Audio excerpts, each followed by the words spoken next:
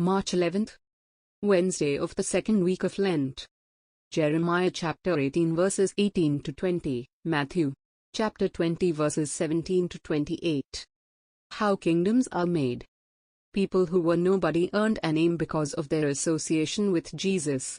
Now, they are discussing who is greater and who is lesser among them.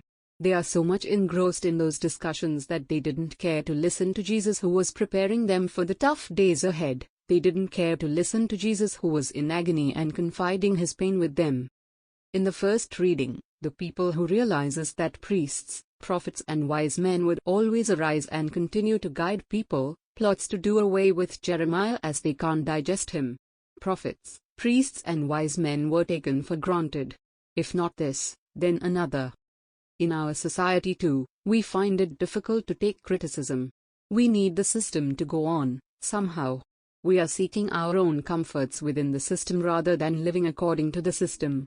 Jesus is telling us here that we have comfortably forgotten what made the systems in the first place.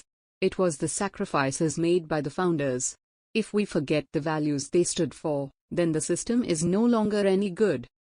Christianity was derived from the passion, death and resurrection of Jesus. It has love and service at its heart. Love of God expressed in love of neighbor by being at his service. May we, in this season of Lent, learn to serve, even if our service goes unnoticed or unappreciated.